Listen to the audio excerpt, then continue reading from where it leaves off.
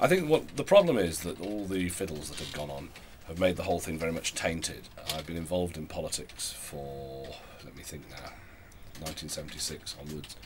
We're talking about 30 plus years. My motivations are to try and help others rather than help myself to expenses. That is the standard additional costs claim form. It may a not bit of council tax on it. It may not show up very well on the screen, but there's all this grey stuff. Yeah, those are just the account numbers.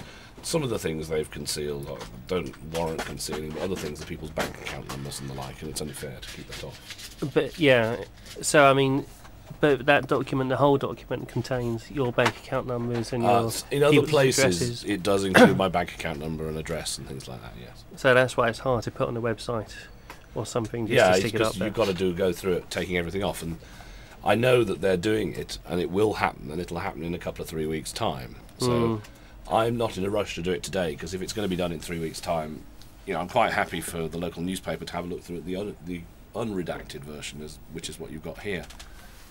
But I don't see any merit in advantage in publishing now as opposed to in a couple of weeks' time. Yeah.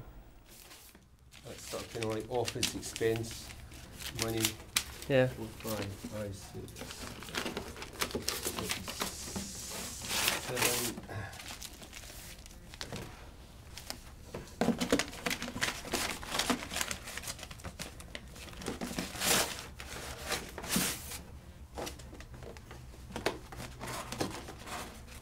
I can't get these all out. There are hundreds of them. 5, 7, 8. It's got to get you something that doesn't seem to be in my book. There seems to be one missing.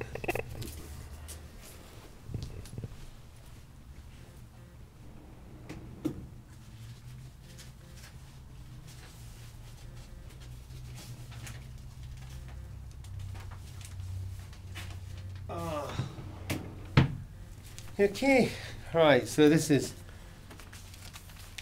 4, 5, 5, 6, 6, 7, 7, 8, and the same for the IEP, which is the stuff that you use to claim office costs and things like that. Okay, now is there anything you want to know? Should I show you how this works before I leave you to peruse it? No, I've seen them with You're quite familiar with them. I mean, to be honest, it's mainly the additional cost allowance that I think we're going to be. Okay, well, we've interested got the in. whole lot. There they are. And just because, of course, I thought I'd draw your attention to what I was saying about the Telegraph. This is the documentation. I mean, the reason why I was so emphatic that the Telegraph were wrong is I decided that I would just leave you, and I would actually, as you can see, there's a lot of personal stuff here. Yeah. So this is what the Telegraph have. This is the stuff that was on the stolen disc.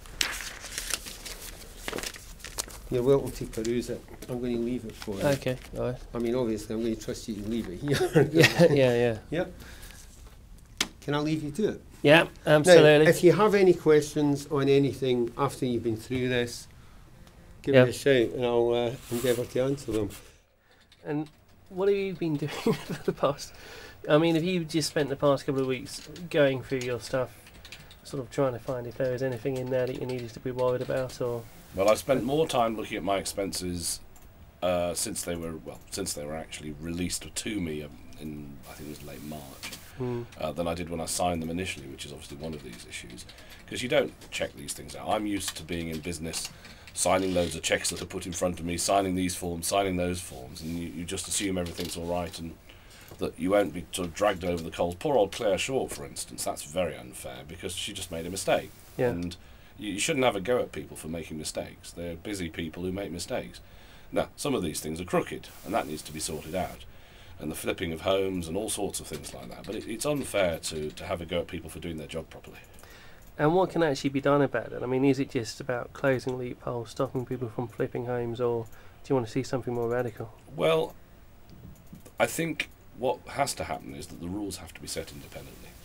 So in other words, you can't have... It was wrong in the first instance to set up a system that gave people a bung, which is what happened. This was all set up to give people a little bit of extra cash and hide it from the taxpayer. And that was very wrong. And that's gone on for a long, long, long time. That has to stop. But it has to be done independently. It can't be done by members of Parliament. Okay, John, these are my claims for the last 4 years. They start at the financial year 0405 and they go through to the financial year 0708. As you see, you've got lots of other people's here, so it's up to you to have a look at them now. So, I mean, look, and this is the sort of thing here. This is like the service charge for the flat. So they would redact the address I'm paying to, Jane and my name, and the address of the house. Again, a repeat of the name of the flats, the block flats there and there. So it's things like that. Let me just put it to you sort of fairly bluntly that a lot of people out there probably think that politicians like you are on the make at the moment. And what do you say to that? It's been a truly terrible week for British democracy. The state of politics is now defined almost by the departure of the Speaker, the pages and pages of revelations about members of Parliament's expenses. And the trouble is this, that many members of Parliament have been lulled into a false sense of security by the belief that if they do something within the rules, then they are all right. And the reality, as the last few days have shown very starkly, is that members of Parliament's expenses have to pass the smell test. They have to pass a test about what they would look like on the front page of the Birmingham Post.